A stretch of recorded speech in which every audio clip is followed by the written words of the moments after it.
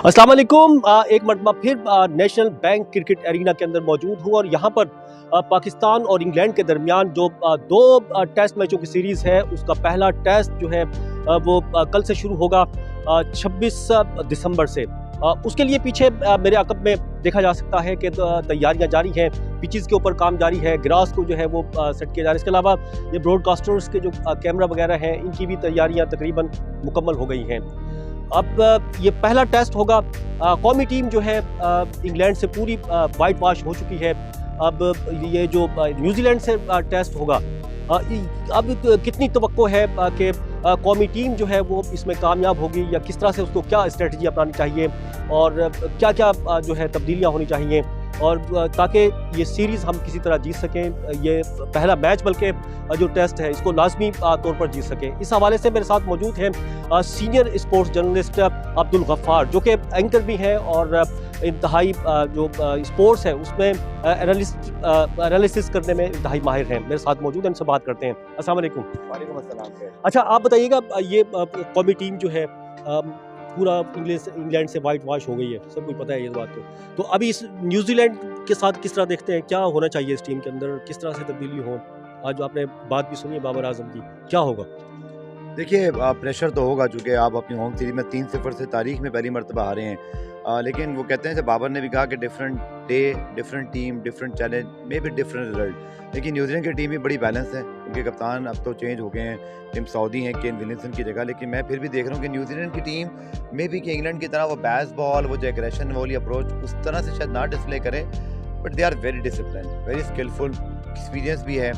Devon Conway और बहुत सारे इनके पास भी जो प्लेयर्स हैं वो मॉडर्न डे जो अप्रोच है उससे खेलते हैं। बट मेरे ख्याल में पाकिस्तान को रीग्रुप होने का मौका मिला है।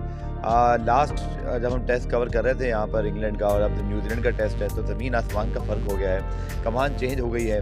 रमीज़ राजा चले गए हैं, नजम सेठी आ गए हैं। आज बाबर आजम कह रहे जी मैं शाहिद अफरीदी से मिलूंगा फिर टीम डिसाइड करूँगा।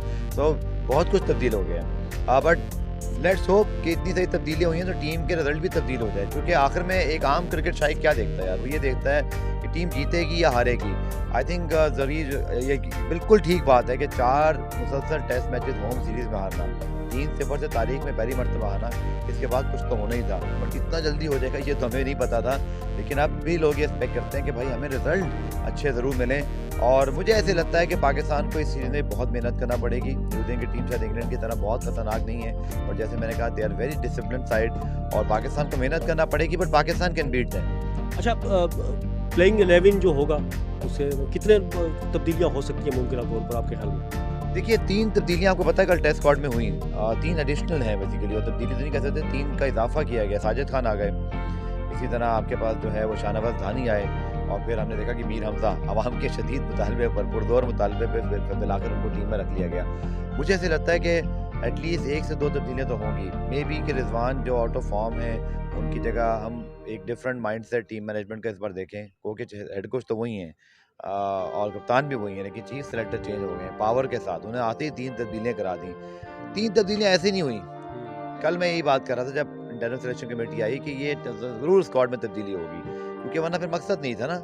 और अभी भी जब 3 लोग आए हैं एक 15 रुकनी स्क्वाड में, मेरा तो अक्ल यही कहती है कि ये बिला वजह नहीं है। शाहिद हफीज़ी और नजर सेठी पर जिसमें कुछ चाहते हैं टीम में कोई तब्दीली हो जाए, जो शायद बुरी नहीं है। जब आप हार रहे होते हैं फिर एक नई तब्दीली, एक नई सोच चाहिए होती है।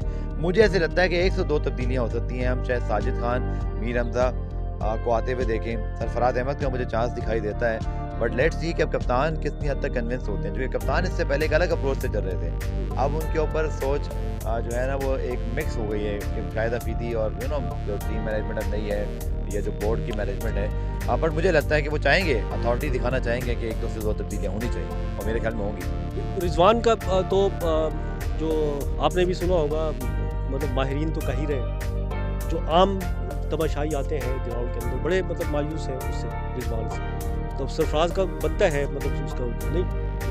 देखिए, रिजवान की परफॉर्मेंस T20 में बहुत अच्छी है, और वनडे और टेस्ट में इस नंबर पे कुछ रीसेंट टाइम में स्ट्रगल किया है। अगर आपको याद हो ऑस्ट्रेलिया के खिलाफ इसी ग्राउंड पर सेंचुरी बनाई थी उन्होंने बाबर आजम के साथ मिलकर, और उनकी परफॉर्मेंस इतनी बुरी नहीं है। लेकिन वो जो एक्सपेक्टेशंस होती हैं एक सीनियर प्लेयर से, जो वो T20 में अदा करते हैं, उस पे तो पूरा नहीं उतर रहे ना। और फिर हमने रीसेंट टाइम में देखा कि जो 4 हमें शिकस्तें हुई, उसमें बहुत बड़ी वजह ये भी है कि हमारा मिडल ऑर्डर कोलैप्स हुआ है, जिसके बारे में बाबर ने भी आज बात की कि हम कंसंट्रेशन लूज़ कर जाते हैं, हमें उससे बचना चाहिए।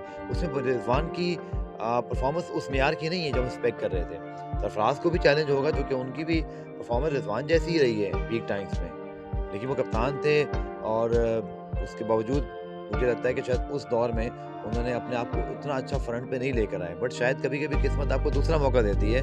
सो सरफराज के लिए किस्मत खुलती हुई मुझे दिखाई दे रही है। मीर हमजा का कोई पता नहीं था कि जब तक रमीज आ जाते, अचानक रमीज राजा भी घर गए, नजम सेठी और शाहिद अफरीदी आ गए, मीर हमजा फौरन आ गए। तो ऐसे लगता है कुछ लोगों की किस्मत जाग उठी है इस सारी तब्दीली से। और मुझे लग रहा है कि रिजवान, देखें again, Rizwan is the asset for Pakistan. उसकी बड़ी परफॉर्मेंसेज हैं, वो consistent ICC player of the year है वो अभी। बिल्कुल, बहुत बड़े प्लेयर हैं, ठीक है, लेकिन अनफॉर्चुनेटली टेस्ट में वो उस नंबर पे उस तरह से कंसिस्टेंट परफॉर्म नहीं कर सके। सरफराज के लिए भी चैलेंज होगा, उनको भी अपनी फॉर्म का आगे डिस्प्ले करना है। कुछ अर्से से, काफ़ी अर्से से वो तो टेस्ट क्रिकेट खेले ही नहीं।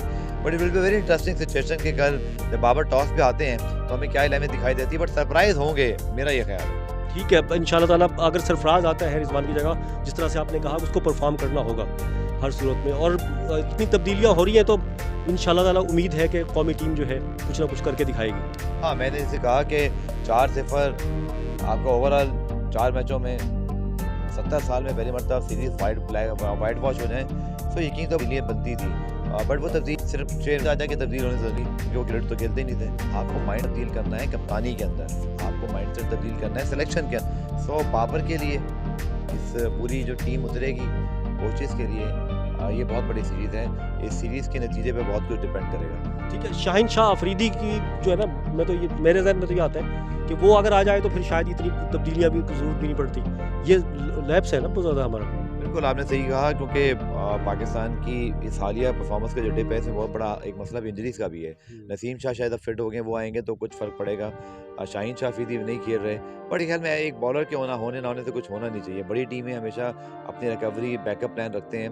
सेलेक्टर से पूछे ना, जो प्रीवियस थे उन्होंने क्या प्लानिंग की हुई थी, या हमारे जो टीम मैनेजमेंट है कि उनसे एक बॉलर नहीं है तो वो हम सीरीज़ हार गए। जबकि फास्ट बॉलर का तो किरदार भी यार इतना नहीं होता इधर, या तो आपके स्पिनर जितवाते हैं। मेरे ख्याल में एक्सक्यूज़ नहीं है ये। शाहीन शाह अफरीदी होते तो अच्छी बात थी, बट हमें इतने बड़े क्रिकेटिंग नेशन होते हुए अपने घर के अंदर वाइट वॉश नहीं होना चाहिए था। ठीक है, थैंक यू, बहुत शुक्रिया। अब्दुल गफ़ार स्पोर्ट्स जर्नलिस्ट मेरे साथ मौजूद थे और उनका तज्ज़िया आपने सुना पाक न्यूजीलैंड का जो टेस्ट होगा, सीरीज़ होगा। और इस सीरीज़ को टेस्ट मैचेस जो होंगे पाकिस्तान और न्यूजीलैंड के दरमियान, कौमी टीम के लिए जीतना इंतहाई ज़रूरी है, क्योंकि जिस तरह से इसमें अब बात हुई इससे पहले कि हम लगातार एक ऑस्ट्रेलिया से और 3 टेस्ट मैचेस इंग्लैंड से हम हार चुके हैं। अगर ये 5वां भी हारते हैं और 6वां भी हारते हैं तो फिर ये इंतहाई जो है मोराल नीचे आएगा कौमी टीम का।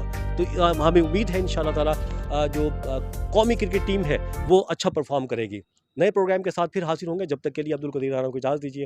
अल्लाह हाफिज़।